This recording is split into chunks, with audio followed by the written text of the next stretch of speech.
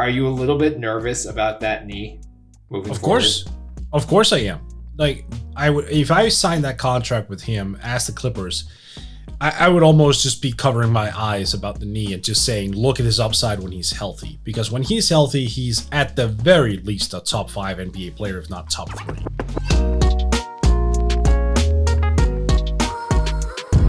All right, so let's wrap up with the Los Angeles Clippers, who have the biggest, it's not even a decision, but the biggest free agent on the market is Kawhi Leonard. He, misses a lot of time in the playoffs with this knee injury that we still have no clarity on. We saw reports that it is some version of an ACL injury. We don't know the severity. We don't know if he's going to be ready for 21-22. We know nothing. He has I believe it's $36 million player option for the 21-22 season. So there's a chance that he just picks that up and then it's not a decision at all. You just run it back and no worries. But what's your read on Kawhi, Morten? Because I know there have been reports already that teams like the Mavs and the Heat in particular are hoping to make a pitch for him.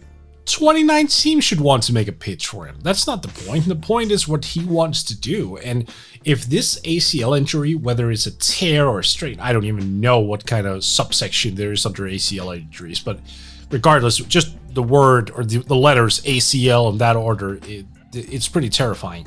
So, like, if he picks up his $36 million player option, that to me indicates that his health probably isn't as great. Because otherwise, why would you do that instead of maxing yourself out? Because if memory serves, he is now a 10-year vet. Yeah, he is now a 10-year vet. So he is eligible for 35% of the cap. Meaning he should definitely opt out and sign long-term. But if the injury has shaken it out to be, a non-factor, I guess we'll see.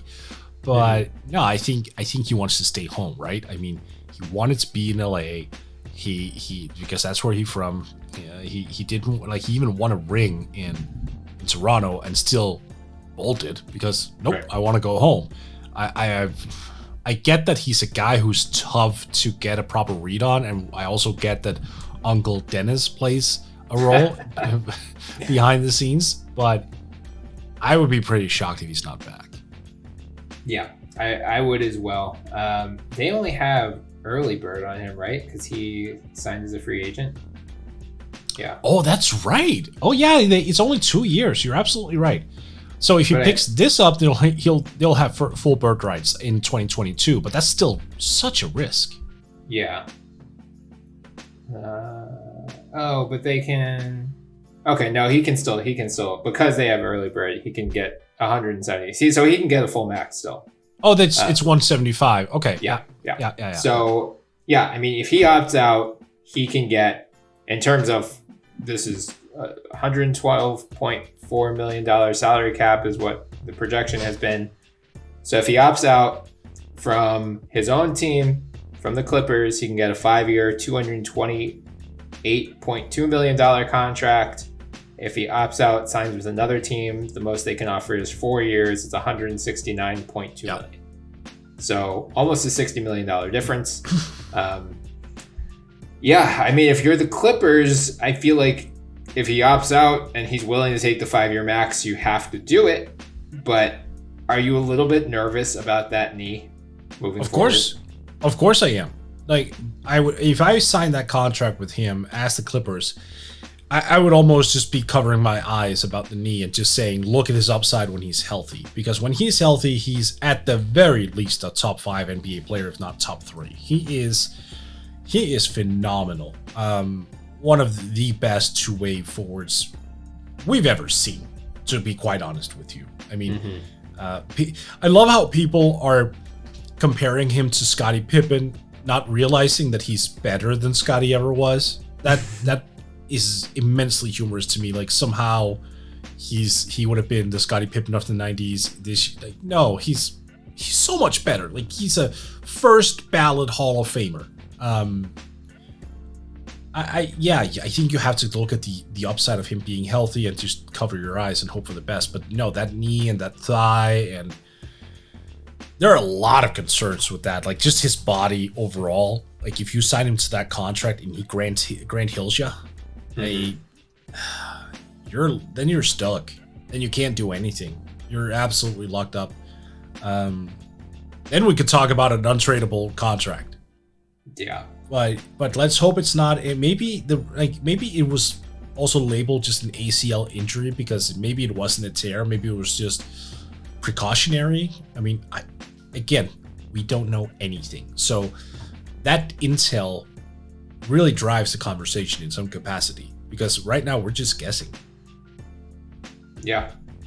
I mean, he said going into the season that as long as he stayed healthy, the smart play was for him to opt out and sign a new contract. So we'll see what happens. I mean, I guess from Kawhi's perspective, like you see KD opt out after the Achilles injury and you still get a 4-year max deal. So like, even if the Clippers aren't willing to take that gamble, someone else will be.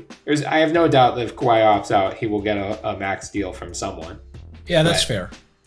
But I'm with you. I'm nervous. We don't know the full extent of whatever is going on with Kawhi's knee. I think that much has been very clear over the last, how long has this been? Since 2018 at this point?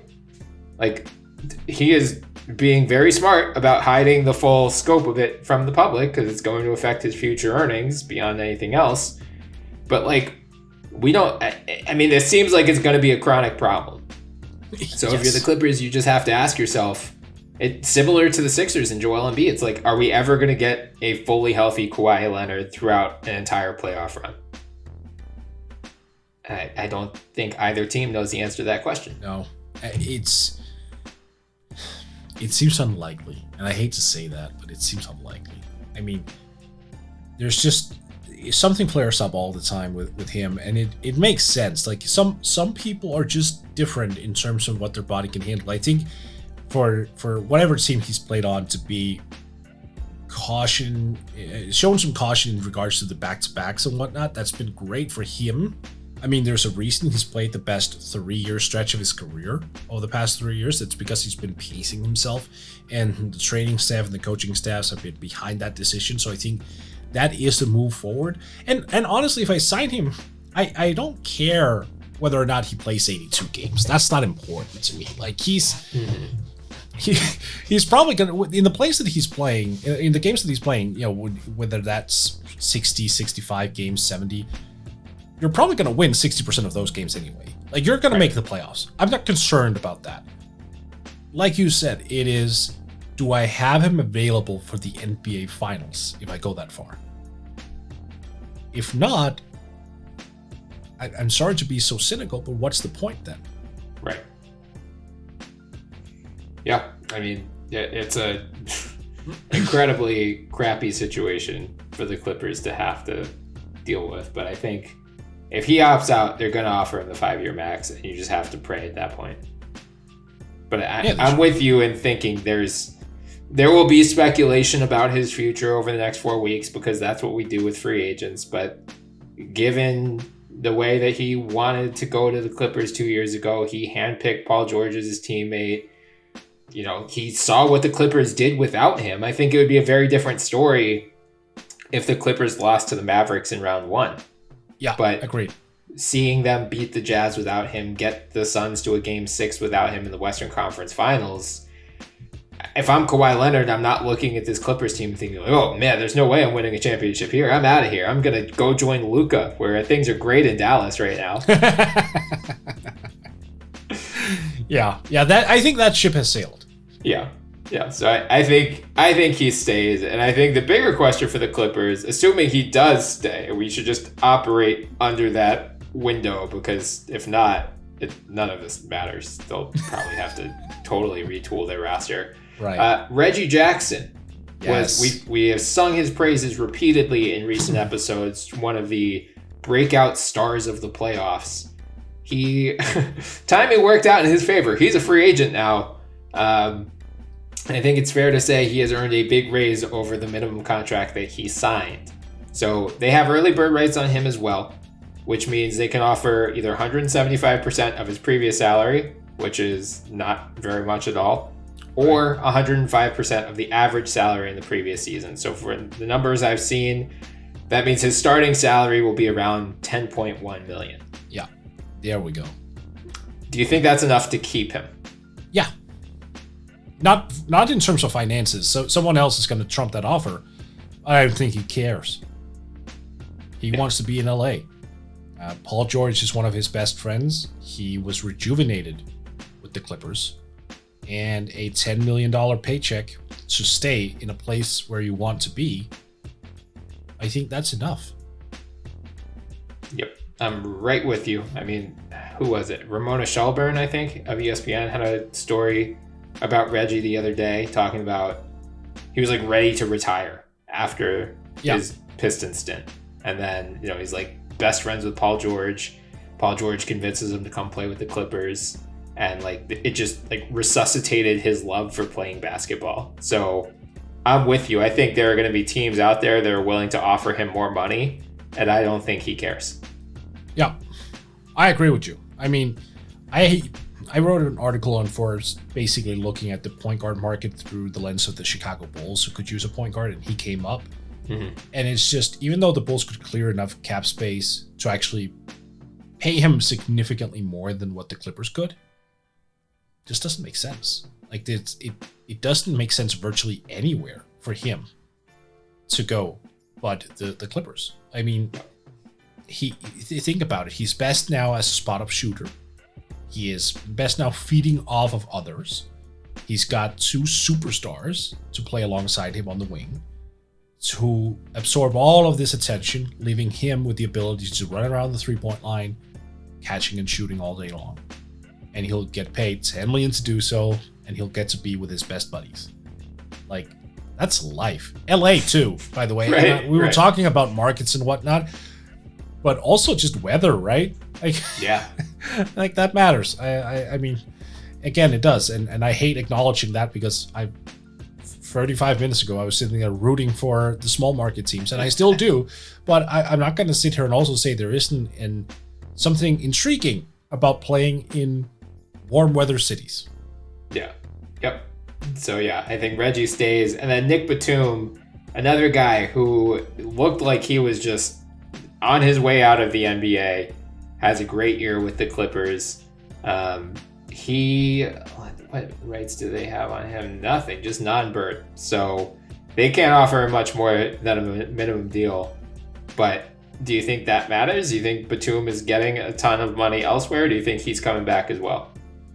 I don't think he's getting offered a ton of money elsewhere. I think someone will definitely offer more than that. Mm-hmm. But it really comes down to what he likes. I don't remember hearing anything about him having a similar relationship with the Clippers as Reggie Jackson, so I don't know how invested he is in sticking around. But I think he should be. I think it would make sense. I mean, again, when you have two superstars who also aligns age-wise with him, who can get you to the finals, presumably pending health, why wouldn't you want to grab that? Yeah, I don't know. I don't think there's a good answer to that question. I was trying to look up.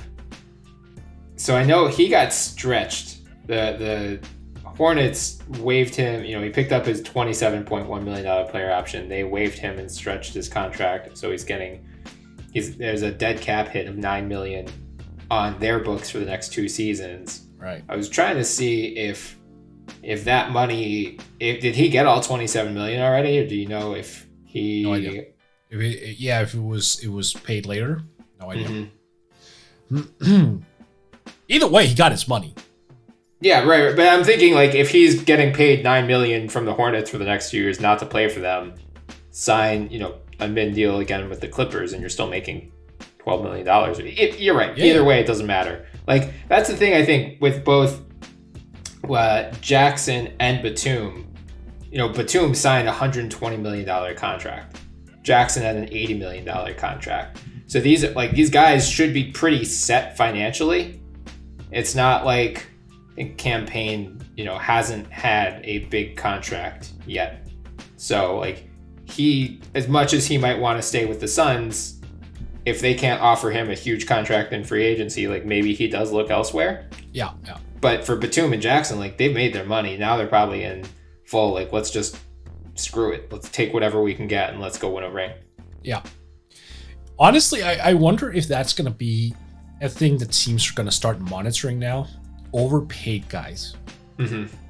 Just sitting there waiting patiently until that contract runs out and that player has developed a super bad reputation because of the overpayment.